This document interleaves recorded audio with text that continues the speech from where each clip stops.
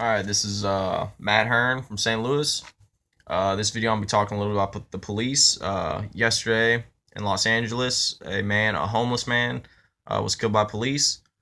A bystander caught it on video, and it went viral. Within the first 12 hours, had 5 million views. Every major news outlet picked up on it. It's in the news and everything. Yeah, so I guess I'm gonna talk a little bit about some statistics about the police and about some social conditioning that's been taking place on us for the longest time. All right, so the major statistic I want to pull out here is the casualty rates for the United States service members since 2001, since we went to war with Iraq, Afghanistan. The casualty rates of U.S. service members killed in the line of duty there is 6,802. And if you look at the United States civilians who have been killed by police since the same day, since 2001 till today, the casualties are almost 6,000. With that being said, people we look at Muslims and we look at Islam, specifically Al Qaeda and the Taliban, and we view them as evil people. They're bad people, and we have every right to. If you ask them like, why do you hate them? Well, it's pretty obvious. We're at war with them. They're killing Americans. So we don't like them. We have every right not to like them.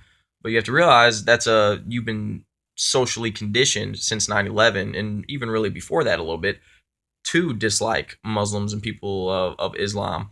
We kind of view them as inferior humans. We hear about bombs going off over there. We'll glance over the headline. We don't really read into. You really have to work at making yourself feel empathy for those people who are killed over there. Because it happens so often. That's not good. We've been socially conditioned by the news and partially by the United States government as well to kind of have a hatred for Muslims and everything, and that can really be seen with the movie American Sniper. In a normal society that has not been socially conditioned, that man, he wouldn't have been regarded as a hero. He'd been regarded as a serial killer and a mass murderer.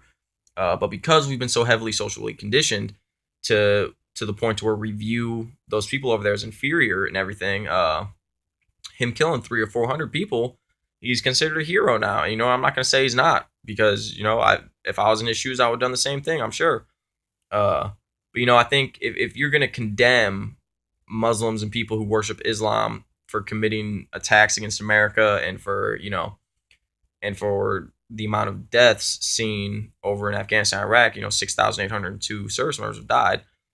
Obviously every American's can condemn that. We don't like that at all. I don't like that at all. But what I'm seeing a lot of is people condemning those people over there for it, killing that many people.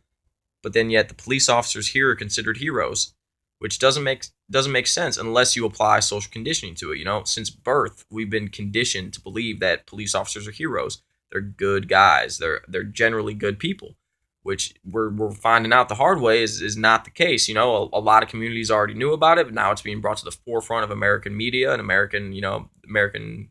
the masses are starting to realize this. So you have to take, you're either against killing completely or you're not at all. You can't say I'm against Taliban, Al Qaeda killing almost 7,000 U.S. service members. I hate them for that. But the police are heroes, even though they've killed almost just as many U.S. civilians as Al Qaeda and the Taliban. You can't have it both ways. Yeah, basically, I was in Ferguson. Even when protests were happening in South City over on Shaw, I was there, and really, we weren't standing against the police. We were standing against an army. At least that's what it looked like. They brought out MRAPs that had military hardware. That's in part due to the 1033 program, which recycles old military equipment and puts it in the hand of local police municipalities. With that being said, once a police force gets this military equipment, they're instantly begin to engage in a military mindset, which is not a police mindset. All right, a police is to protect and to serve the populace. A military mindset is to go to war.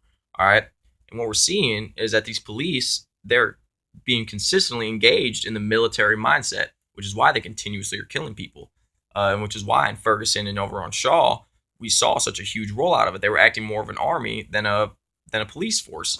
That's pretty much all the time I have. I know I haven't even gotten into the whole issue about racial inequality in the justice system and all that. I'll have to say that for another video. Not to mention, the amount of money being spent on our police forces and making them grow bigger. Not to mention the lack of training that police have to go through. It takes longer to become a high school teacher than it does to become a cop. Stuff's not right. Leave a comment. What do you think? That's pretty much all the time I have. Thanks.